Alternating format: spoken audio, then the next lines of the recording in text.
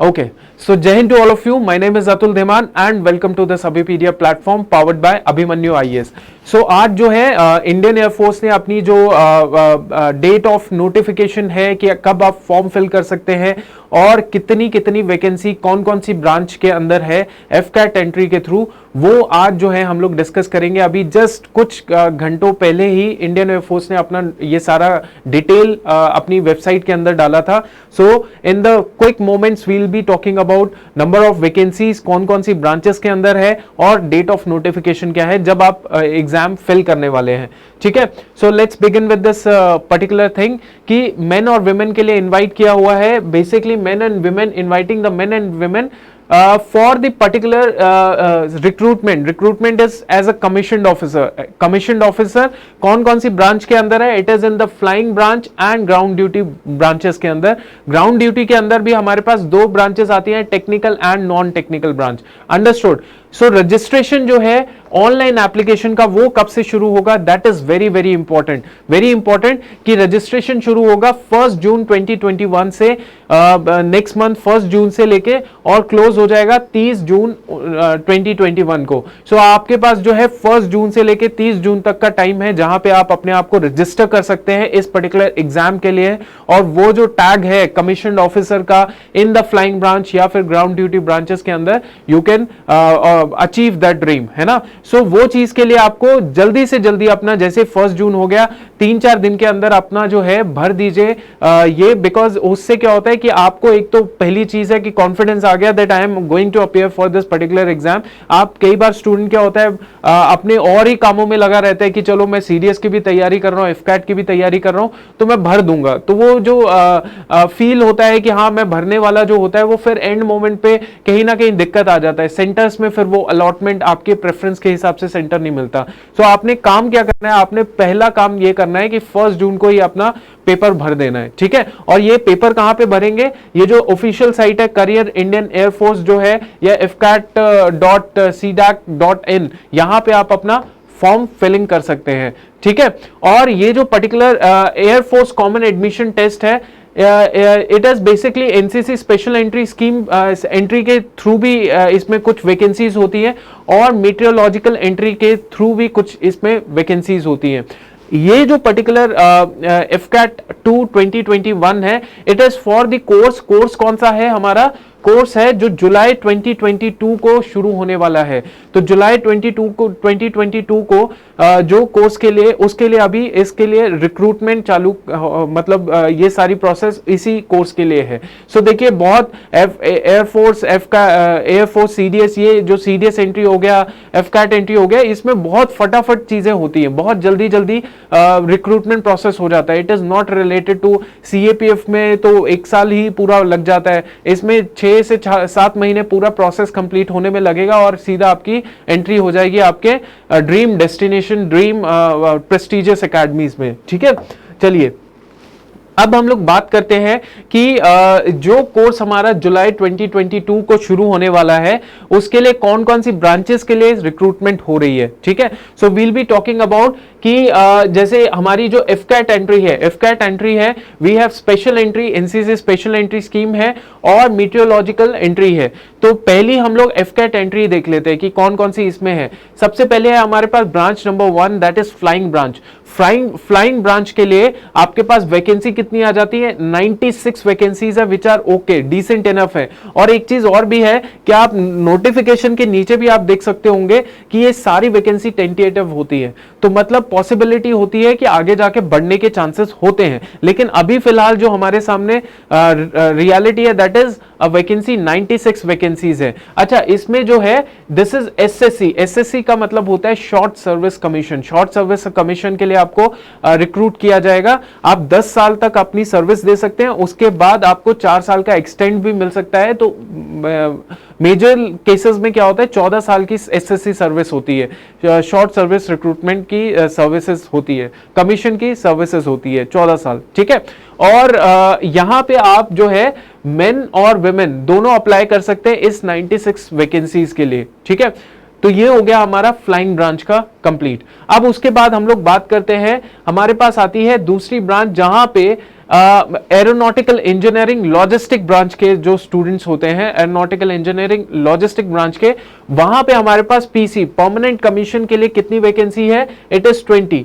और obviously permanent commission ज्यादा prefer किया जाता है क्योंकि आपको मिनिमम 20 साल का सर्विस करने को मौका मिलता है और साथ ही साथ आप जो है पेंशन जितने भी फैसिलिटीज होती है as a permanent commission officer वो आपको मिल जाती है ना। तो 20 वैकेंसी आपके पास परमानेंट कमीशन की है और 78 वैकेंसी कितनी है, एसएससी शॉर्ट सर्विस कमीशन की 78 वैकेंसीज है। ठीक है, अगर हम लोग बात करें इसकी एरोनॉटिकल इंजीनियरिंग मैकेनिकल ब्रांच की बात करें तो उस केस में हमारे पास क्या आता है, परमानेंट कमीशन की वैकेंसी 8 और एसएससी की कितनी है, 31 है। सो डिसेंट वैकेंसीज हैं और शायद आगे जाके बढ़ भी सकती हैं, तो अभी तो इतनी है विच आर डिसेंट इनफ। ठीक है, अब ये क्लियर हो गया।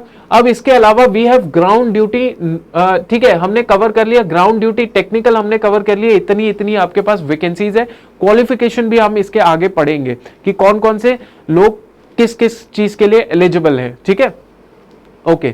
अब ग्राउंड ड्यूटी नॉन टेक्निकल की बात करें तो यहां पे हमारे पास एडमिन ब्रांच होती है, एडमिन ब्रांच, एडमिनिस्ट्रेशन ब्रांच, जहां पे आपके पास परमानेंट कमीशन के लिए 10 वैकेंसीज आ जाती हैं और शॉर्ट सर्विस कमीशन के लिए हमारे पास 42 वैकेंसीज हैं। ठीक है, और एजुकेशन ब्रांच की बात करें, एजुकेशनल ब्रांच की बात करें तो ये परमानेंट कमीशन में 4 आ गई और एसएससी ब्रांच में हमारी आ गई 17 वैकेंसी, 17 वैकेंसी हमारे पास आ गई। ठीक है, सो बेसिकली जहां पर भी परमानेंट कमीशन लिखा है वहां पे एम लिखा है, एम मतलब मेल, तो male is eligible for permanent commission. यहां पे एसएससी लिखा है, यहां पे मेल और फीमेल दोनों एलिजिबल हैं। अंडरस्टूड हो गया, तो ये आपने याद रखना है, आप अपने आप को फिट कर सकते हैं जहां पर भी आप यहां पे रिक्रूटमेंट के लिए एलिजिबल हैं, है ना। अब उसके बाद एनसीसी स्पेशल एंट्री स्कीम देख लेते हैं। इसमें क्या है, इसमें फ्लाइंग ब्रांच की बात करेंगे तो फ्लाइंग ब्रांच में हमारे पास सिंपल है 10% जो सीट्स होती हैं वो कहां रिजर्व्ड होती है, वो सीडीएस वैकेंसीज होती है। मतलब सीडीएस में जितना भी रिक्रूटमेंट होगा उसमें 10% जो होगा वो वैकेंसी सीट रिजर्व होगी एनसीसी स्पेशल एंट्री के लिए। और अगर एफकैट की बात करें तो उसमें भी वही एफकैट में जितनी भी रिक्रूटमेंट होगी, एफकैट में जितनी भी वैकेंसीज होंगी उसका 10% जो होगा वो किसके लिए जाएगा, एनसीसी स्पेशल एंट्री के लिए जाएगा। अंडरस्टूड, तो यही सारी चीजें इसके अंदर बता रखी हैं। तो सीडीएस में भी एफकैट एनसीसी का कोटा होता है और एफकैट के अंदर भी कोटा होता है, 10-10% का कोटा होता है। अंडरस्टूड हो गया। अब इसमें again permanent commission obviously male के लिए है, एसएससी जो है मेल फीमेल दोनों के लिए है। ठीक है, अब चौथी चीज क्या है, मीटरोलॉजिकल एंट्री की बात करते हैं। मीटरोलॉजी में हम बात कर रहे हैं, मीटरोलॉजी में परमानेंट कमीशन के लिए अगर देखा जाए तो हमारे पास 6 वैकेंसीज हैं और एसएससी की बात करें तो हमारे पास 22 वैकेंसीज हैं। ठीक है, सो ये सारी जो वैकेंसीज हैं हमें पता चल गया है, सेग्रीगेशन पता चल गया है कि कौन सी परमानेंट कमीशन में, अगर ग्राउंड ड्यूटी की बात करें तो परमानेंट में 20 हैं, अगर हम लोग इसकी लॉजिस्टिक और मैकेनिकल की बात करें तो वी हैव 8 वैकेंसीज। तो ये सारी हमें जो है डिटेलिंग इंडियन एयरफोर्स ने बता रखी है कि ये इस तरीके से, और रीसेंट नोटिफिकेशन आ रखा है। ठीक है, okay. So now next point is कि कमीशन के टाइप कौन कौन से हैं। परमानेंट कमीशन हमने पढ़ लिया, आपको पता है कि 20 साल तक आपको सर्व करना ही पड़ेगा। आगे आपका प्रमोशन तभी होगा जब आपका एसीआर और बाकी जो क्रेडेंशियल्स होते हैं वो अच्छे होते हैं, तो आपको आगे प्रमोशन मिलती रहती है। ठीक है, अब एसएससी की बात करें तो SSC is both for main and women, दोनों के लिए एसएससी है।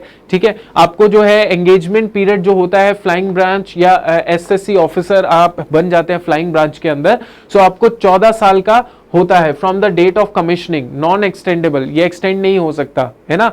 ठीक है, उसके बाद initial tenure for SSC officer ground duty में टेक या नॉन टेक ब्रांच में ये होगा 10 साल का।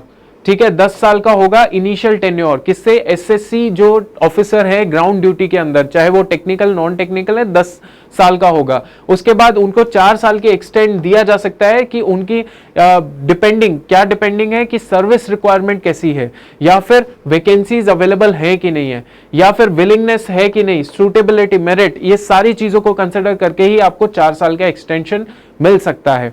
ठीक है, उसके बाद ग्रांट ऑफ परमानेंट कमीशन का भी प्रोविजन होता है, बट वो भी अगेन वही है कि सर्विस रिक्वायरमेंट है, अवेलेबिलिटी ऑफ वैकेंसीज है, विलिंगनेस, सूटेबिलिटी, मेरिट है कि नहीं है। सो बेसिकली जैसे आप देखेंगे ओटीए से पास आउट हुए थे ब्रिगेडियर सौरभ सिंह शेखावत, है ना, OTA से पास आउट हुए थे तो ऑब्वियसली उनको ही was suppose to work for 10 years, आगे 4 साल और बढ़ा दिए जाते, ठीक है। But again because of his meritorious services and उन्होंने बहुत जबरदस्त तरीके से अपना जो होता है ना, अपना जो जज्बा है वो दिखाया, अपना जोश दिखाया, और ultimately he is in the permanent commission, now he is brigadier, है ना, brigadier. So it is like आप अगर बहुत ही मेरिटोरियस सर्विसेज देते हैं then obviously the chances of getting the permanent commission वो बढ़ जाता है आपका, ठीक है। अब हम लोग एज की बात करते हैं। एज में अगर हम लोग बात करें तो फ्लाइंग ब्रांच जो है, फ्लाइंग ब्रांच के अंदर आपकी जो एज कैटेगरी होनी चाहिए वो 20 से 24 साल के अंदर होना चाहिए, मतलब 20 से 24 साल के अंदर होना चाहिए, ठीक है। तो पॉइंट यहां पे ये आता है कि जो आपका कोर्स है वो कोर्स शुरू होगा जुलाई 2022 को, है ना, ये कोर्स आपका 22 जुलाई 2022 में शुरू होगा। सो जुलाई 2022 से पहले, जब कोर्स से पहले पहले आपकी जो एज होनी चाहिए वो इसी के अंदर अंदर होनी चाहिए, है ना। सो मतलब जब ये जो जुलाई के टाइम में आपका जो बॉर्न होना चाहिए वो इस एज के, इस ईयर के अंदर होना चाहिए। किस ईयर के अंदर होना चाहिए? 2 जुलाई 1998 से लेके 1 जुलाई 2002, ठीक है। तो इस एज के अंदर आपका होना चाहिए जब आपका कोर्स शुरू होगा, जब आप जाएंगे अपने कोर्स के लिए, तो इस एज कैटेगरी के अंदर आपको होना पड़ेगा, ठीक है। और कुछ थोड़ी बहुत अपर एज लिमिट दे रखी है कि उन कैंडिडेट्स के लिए जिनके पास वैलिड और करंट कमर्शियल पायलट लाइसेंस है। वैलिड या करंट कमर्शियल पायलट लाइसेंस है जो इशू किया है डीजीसीए ने, इंडिया के डीजीसीए ने इशू किया है, तो उसके लिए क्या है, थोड़ी बहुत रिलैक्सेशन है, मतलब अप टू 26 साल वो अपियर कर सकता है, वो उसका इतना रिलैक्सेशन किया गया है। मतलब उसमें भी बहुत स्पेसिफिकली बताया गया है कि इस पर्टिकुलर डेट को जब कोर्स शुरू होगा तब आप लोग जो हो, कौन लोग जिनके पास वो कमर्शियल पायलट लाइसेंस है, तो वो लोग क्या कर सकते हैं, 1996 से लेके 2002 के अंदर उनका डेट ऑफ बर्थ होना ही चाहिए।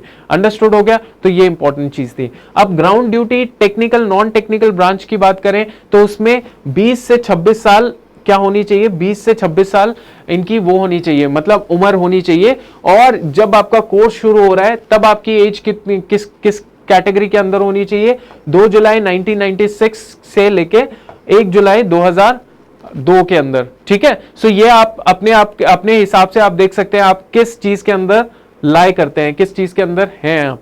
अब देखिए एजुकेशनल क्वालिफिकेशन फ्लाइंग ब्रांच के लिए क्या है, फटाफट इसको देख लेते हैं और आप देख सकते हैं कि आप कहां पे लाई करते हैं वो देख लेते हैं। जैसे एजुकेशनल क्वालिफिकेशन मिनिमम 50% मार्क्स चाहिए किसके अंदर, ईच मैथ्स एंड फिजिक्स के लिए, maths and physics 12th level पे फ्लाइंग ब्रांच के लिए, पहला क्राइटेरिया। दूसरा क्राइटेरिया क्या चाहिए कि आपको ग्रेजुएशन आपकी 3 साल की हो सकती है, दैट इज वेरी गुड, ठीक है। इन एनी डिसिप्लिन, कोई भी रिकॉग्नाइज्ड यूनिवर्सिटी होनी चाहिए, बट मिनिमम 60% आपके मार्क्स होने चाहिए, 60% मार्क्स आपके होने चाहिए, ठीक है, उस ग्रेजुएशन डिग्री के अंदर। और मान लीजिए आपने बी या बीटेक किया हुआ है जो कि 4 साल की होती है किसी भी यूनिवर्सिटी, रिकॉग्नाइज्ड यूनिवर्सिटी से, तो आपके कितने मार्क्स परसेंटेज होने चाहिए, 60% इक्विवेलेंट होना चाहिए, ठीक है। सीजीपीए जो निकलती है या तो 60% या जितना भी इक्विवेलेंट सीजीपीए के इक्विवेलेंट है उतना होना चाहिए। क्लियर हो गया? ओके, फ्लाइंग ब्रांच का इतना हमारा क्लियर हो गया, +2 का क्लियर हो गया, ग्रेजुएशन का क्लियर हो गया। अब इसके अलावा वी हैव अनदर सेक्शन जहां पे है आपका cleared section A and B examination of associate membership of institute engineers, ठीक है, and or aeronautical society of India from the recognized university with the minimum 60% marks और equivalent। तो ये aeronautical society से आपको जो है जो एग्जामिनेशन A and B जो भी होता है इसका प्रोसेस, ये वो लोग के लिए होगा जिन्होंने इस पर्टिकुलर सेक्शन में क्वालिफाइड किया होगा, क्वालिफिकेशन की होगी, ठीक है। अब दिस इज वेरी इंपॉर्टेंट, ये बहुत स्टूडेंट्स के दिमाग में डाउट होता है दैट फाइनल ईयर जो स्टूडेंट्स होते हैं are they also eligible, they are also eligible to apply for the AFCAT entry, ठीक है। बट उनका जो है, जैसे आप एसएसबी के लिए जाएंगे, आप एग्जाम तो क्लियर कर लिया, आप एसएसबी में जाएंगे तो एसएसबी बोर्ड के सामने जब आपको सर्टिफिकेशन दिखाने के लिए बोला जाएगा तब आपकी कोई भी बैकलॉग नहीं होनी चाहिए, ठीक है, कोई बैकलॉग नहीं होनी चाहिए उस टाइम पे, जिस टाइम पे आप एयरफोर्स सिलेक्शन बोर्ड के पास जा रहे हैं और वहां पे आपको पूछा जा रहा है कि इस तरीके से आपका है कि नहीं है, तो आपके पास वो डॉक्यूमेंट्स होने चाहिए that you are all clear in your academics, ठीक है। तो ये आपने याद रखना है फ्लाइंग ब्रांच का। अब इसके अलावा वी हैव अनदर ब्रांचेस हर ब्रांच के हिसाब से देख लेते हैं। जैसे कि we have administration branch also, flying branch हमने कर लिया है, अब हम लोग बात करेंगे एडमिनिस्ट्रेशन ब्रांच की, ठीक है। ओके, तो एडमिनिस्ट्रेशन ब्रांच के अंदर हमारे पास परमानेंट कमीशन आ जाता है। एडमिनिस्ट्रेशन ब्रांच के अंदर हमारे पास परमानेंट कमीशन आ गया। मेन के लिए परमानेंट है, एसएससी दोनों के लिए होगा, मेन विमेन के लिए होगा। अब यहाँ पे एडमिनिस्ट्रेशन ब्रांच में करना क्या होता है, ये भी एक डाउट रहता है, ठीक है। So both human and material resources के लिए आप रिसोर्सेज रिस्पॉन्सिबल हैं, ठीक है। एडमिनिस्ट्रेशन ब्रांच जो होते हैं उनको बेसिकली कुछ जो एडमिनिस्ट्रेशन ब्रांच के ऑफिसर्स होते हैं उनको उनकी पर्टिकुलर ड्यूटीज के असाइन किया जाता है। जैसे एयर ट्रैफिक कंट्रोलर हो गया, फाइटर कंट्रोलर हो गया, air traffic controller and fighter controller, तो ये सारा जो है डिटेल वो के लिए एलिजिबल होते हैं, ठीक है। अगर आगे उनको चूज किया जाता है, सिलेक्ट किया जाता है कुछ एडमिनिस्ट्रेशन ब्रांच वाले लोगों को, ऑफिसर्स को for this particular job profile also, ठीक है। अब उसके बाद एजुकेशनल क्वालिफिकेशन की बात करते हैं, तो इसमें होना क्या चाहिए, इसमें आपके पास ग्रेजुएट डिग्री होनी चाहिए और मिनिमम 3 साल की, ऑब्वियसली 3 साल की मिनिमम डिग्री होनी ही चाहिए किसी भी डिसिप्लिन में, किसी भी any discipline from the recognised university. अब परसेंटेज कितना होना चाहिए, मिनिमम 60% मार्क्स होना चाहिए आपका उस पर्टिकुलर डिग्री के अंदर, ठीक है। और सेम चीजें हैं कि आपके पास A and B examination of associate membership of institute of engineers या फिर aeronautical society of India from the recognised university with the minimum 7% 60% marks आपके होने चाहिए। सो ये आ गया हमारा एडमिनिस्ट्रेशन ब्रांच का क्वालिफिकेशन, आपने देख लिया होगा। अब आगे बढ़ते हैं अकाउंट्स ब्रांच का। अकाउंट्स ब्रांच में भी हमारे पास परमानेंट कमीशन है, permanent commission and SSC, permanent main के लिए, एसएससी मेन और फीमेल दोनों के लिए हो गया। अब यहाँ पे क्या है, बेसिकली आपको पता है कि फाइनेंशियल मैनेजमेंट का काम होता है, जीरो डिफेक्ट ऑडिट करना पड़ता है, ठीक है। और एजुकेशनल क्वालिफिकेशन क्या है, यहाँ पे पर्टिकुलरली लिखा हुआ है बीकॉम डिग्री, तो ये वो लोग के लिए बहुत अच्छा है जिनके पास बीकॉम डिग्री है। बीकॉम वालों के पास बहुत ही अच्छा है, क्योंकि यहाँ पे जो है देखिए स्पेसिफिकली बोला हुआ है बीकॉम डिग्री चाहिए from the recognised university with the minimum 60% और इक्विवेलेंट। तो यहाँ पे कंपटीशन बहुत लिमिटेड हो जाता है, नहीं तो आप देखो बीटेक वाले हर जगह आ जाते हैं, है ना। यहाँ पे स्पेसिफिकली बीकॉम बोला हुआ है, ठीक है। तो ये बहुत इंपॉर्टेंट अपॉर्चुनिटी है। लॉजिस्टिक ब्रांच की बात करें, अगेन परमानेंट कमीशन और एसएससी है, रिस्पॉन्सिबल फॉर जितना भी लॉजिस्टिक होता है, एयरफोर्स का रिसोर्सेज होता है उसको देख रेख, उसका सुपरविजन करना है, इन्वेंट्रीज जितनी भी होती है, प्रोक्योरमेंट प्रोसेस, ये सारी चीजें जो है ये लॉजिस्टिक वालों का काम होता है, ठीक है। सो इसमें क्या चाहिए, इसमें ग्रेजुएशन डिग्री चाहिए। क्या चाहिए, ग्रेजुएशन डिग्री मिनिमम 3 साल तो होनी ही चाहिए किसी भी डिसिप्लिन में, और 60% आपके उसमें मार्क्स होने चाहिए। और अगेन द वही प्रोसेस हो गया, A and B examination of associate membership of institute of engineers, और दूसरा क्या है, और दूसरा आपका है, हाँ, सो दूसरा क्या है, aeronautical society of India from the recognised university 60%। तो ये इसमें भी वही चीज आ गई जो हमने पहले पढ़ी कि ए एंड बी का एग्जामिनेशन होना पड़ेगा, associate membership of institute of engineers या फिर aeronautical engineer with minimum 60% marks, ठीक है। सो अकाउंट्स ब्रांच बीकॉम चाहिए, लॉजिस्टिक्स में आपके पास कोई भी ग्रेजुएशन डिग्री हो सकती है या फिर वही जो एरोनॉटिकल और इंजीनियर्स वाली बात हमने पढ़ी, ठीक है। उसके बाद एजुकेशन ब्रांच की बात करते हैं। So again permanent commission, SSC हो गया, क्वालिफिकेशन पढ़ लेते हैं, पास 10+2, 12th पास किया हो, post graduation with the 50% marks, 50% marks किसमें, किसी भी डिसिप्लिन में, कोई भी आपकी स्ट्रीम हो सकती है, इंक्लूडिंग द इंटीग्रेटेड कोर्सेज जो होते हैं ना, आपने देखा होगा बीकॉम और जो एलएलबी जो इंटीग्रेटेड होते हैं, ग्रेजुएशन पोस्ट ग्रेजुएशन वाले, जिसमें offering the PG single degree without the permission to exit and lateral entry with 60% marks in the graduation in any discipline. तो आप ये देख सकते हैं, इसके अंदर भी हमारे को बहुत स्पेसिफिकली बताया 12th 10+2 12th post graduation 50% marks चाहिए, और अगर इंटीग्रेटेड कोर्स है तो उसके अंदर आपके पास ग्रेजुएशन में कम से कम 60% तो मार्क्स होने चाहिए। इंटीग्रेटेड कोर्स की बात करें, single degree without permission, the minimum duration must be as per the जो यूजीसी की गाइडलाइन होती है। अगर इंटीग्रेटेड डिग्री भी कर रहे हैं तो यूजीसी की गाइडलाइन के हिसाब से होना चाहिए, और आपके पास मिनिमम 50% मार्क्स होने चाहिए, सारे के सारे एग्रीगेट मिला के, जितने भी पेपर्स का ऐड करके एग्रीगेट मिला के 50% मार्क्स होने चाहिए। अंडरस्टूड हो गया? सो ये है हमारी एजुकेशनल ब्रांच के बारे में।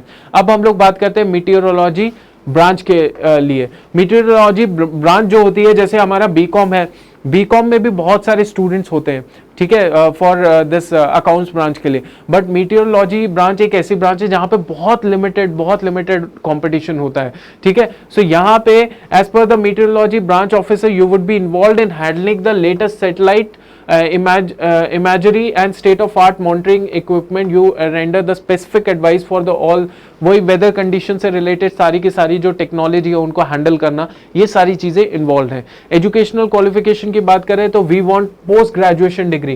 पोस्ट ग्रेजुएशन डिग्री चाहिए किस में? एनी साइंस स्ट्रीम, कोई भी साइंस स्ट्रीम है, फिजिक्स केमिस्ट्री बायो, इसमें होनी चाहिए, या फिर आपके पास मैथमेटिक्स का पोस्ट ग्रेजुएशन होना चाहिए, statistic, geography, computer application, environmental science, applied physics, oceanography, agriculture, meteorology, ecology, environment, geophysics हो गया, एनवायरमेंटल बायोलॉजी हो गया। सो ये सारी जो स्ट्रीम्स है बहुत स्पेसिफिकली दे रखी है। Post graduation in physics chemistry bio, all good to go, but mathematics, statistic, geography, computer application, ये जितनी भी स्ट्रीम्स है, अगर इसके अंदर आपकी पोस्ट ग्रेजुएशन है, you are all fine with the process of meteorology branch as a commission officer, ठीक है। ऑल कैंडिडेट्स जो है, जितने भी कैंडिडेट्स होते हैं, should have scored minimum 50% marks in aggregate in all the post graduation के जितने भी पेपर्स होते हैं उसमें 50% एग्रीगेट निकाल के 50% से ज्यादा अगर आपका बनता है, ऑल गुड, बहुत बढ़िया। Provided maths and physics were studied at graduation level with the minimum 55% in both. So ये आपने याद रखना है कि पोस्ट ग्रेजुएशन आपने किया, बट आपका मैथ्स और फिजिक्स होना ही चाहिए इन द ग्रेजुएशन लेवल, और उन दोनों को एग्रीगेट निकाला जाए तो उसमें 55% आपका होना ही चाहिए।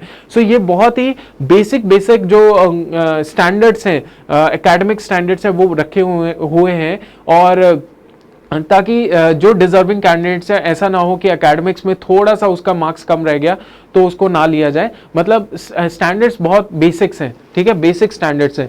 जो एक्चुअल स्टैंडर्ड आपको दिखाने हैं अपने, that is in the SSB के अंदर और एग्जाम के अंदर, जो एफकैट एग्जाम है, ठीक है।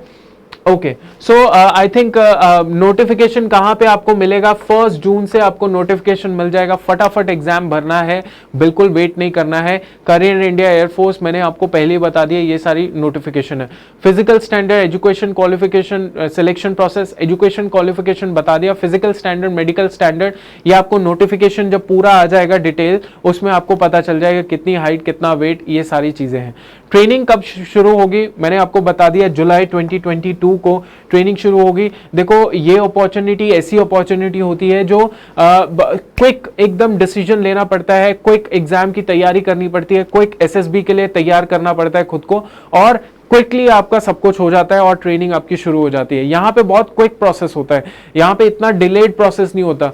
जितनी भी फौज की भर्तियां होती हैं उसमें यहाँ पे एफकैट, सीडीएस, ये एंट्रीज बहुत स्विफ्ट हैं, बहुत जल्दी हैं, बहुत जल्दी इनका प्रोसेस हो जाता है, ठीक है। सो यहाँ पे आपके पास शुरुआत होगी आपकी एकेडमी ट्रेनिंग की। Academy training Air Force academy Dundigal in Hyderabad में ये एकेडमी ट्रेनिंग है। यहाँ पे आपकी जो अलग अलग 74 हफ्तों की ट्रेनिंग भी होती है, अलग अलग 52 वीक्स की भी ट्रेनिंग होती है, तो अलग अलग आपके प्रोफेशन के हिसाब से आपको ट्रेन किया जाएगा। सो ये सारी चीजें हैं। उसके बाद इंडियन एयरफोर्स ऐसी सैलरी देती है जो बहुत ही कम, इनफैक्ट अपने जो सीएपीएफ के जो असिस्टेंट कमांडेंट्स होते हैं उनकी भी इतनी सैलरी नहीं होती। क्यों? क्योंकि जो फौज की सैलरी होती है और जो सीएपीएफ की सैलरी होती है उसमें एक चीज का डिफरेंस होता है, दैट इज एमएसपी। एमएसपी मतलब मिलिट्री सर्विस पे जो होती है, मिलिट्री सर्विस पे, ये एक्स्ट्रा दी जाती है।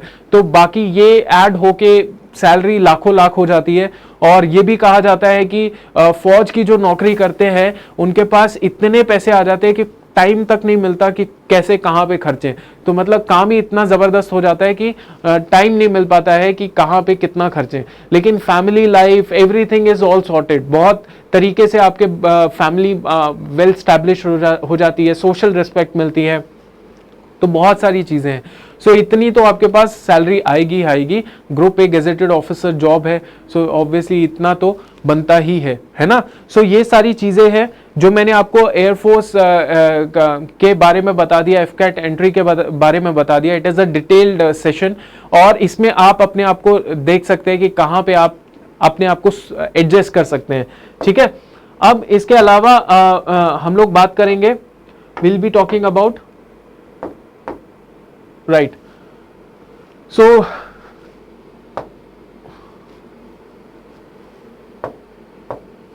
ओके, सो इसके अलावा हम लोग बात करेंगे regarding the, just a minute,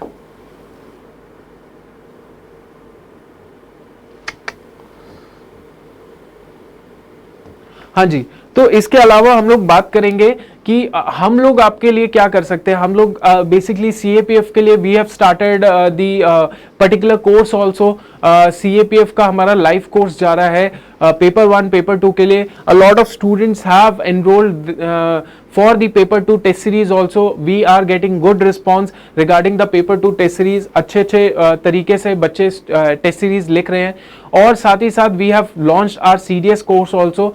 AFCAT के लिए हमारे पास जो कोर्स है वो हम लोग शेड्यूल कर रहे हैं, और we have our basically Telegram channel also, जहां पे आपको लेटेस्ट अपडेट्स मिल सकती हैं। टेलीग्राम चैनल का नाम है Abhipedia defence, so you can all join to that particular telegram channel and get the latest notification over there। बहुत सारी चीजें मैं शेयर करता रहता हूं, हमारी टीम शेयर करती रहती है, और साथ ही साथ जो कोई भी क्वेरी है एफकैट सीडीएस एनडीए से regarding, so you can all WhatsApp to the particular number जो डिस्क्रिप्शन के अंदर है। सो आप लोग उस पर्टिकुलर नंबर के अंदर आप कांटेक्ट कर सकते हैं, व्हाट्सएप कर सकते हैं, and we are all ready to help you out to make sure कि आप फटाफट अपना एग्जाम क्वालिफाई करें। एग्जाम जो एफकैट एग्जाम है वो आपको ज्यादा टाइम ना लगे, बिकॉज अभी जो नोटिफिकेशन है वो आ चुकी है। मतलब एग्जाम जब आप फिल करेंगे उसके 1 डेढ़ 2 महीने 6 महीने का प्रोसेस है।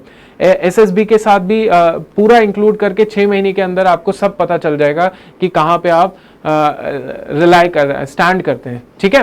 सो ये that is all for today's lecture, and हमने कोशिश किया कि जल्दी से जल्दी आपको सारी एक्सप्लेनेशन दे दे वैकेंसीज के ऊपर, क्योंकि वैकेंसी ज्यादा आती है तो ऑब्वियसली चांसेस ऑफ सक्सेस बढ़ जाते हैं। तो that is the reason we decided to make a very detailed video on this particular topic. चलिए, तो any doubt query you can all check in that particular number जो description में है, आप व्हाट्सएप कर सकते हैं, and we are all happy to help you out, ठीक है। चलिए, जय हिंद, थैंक यू।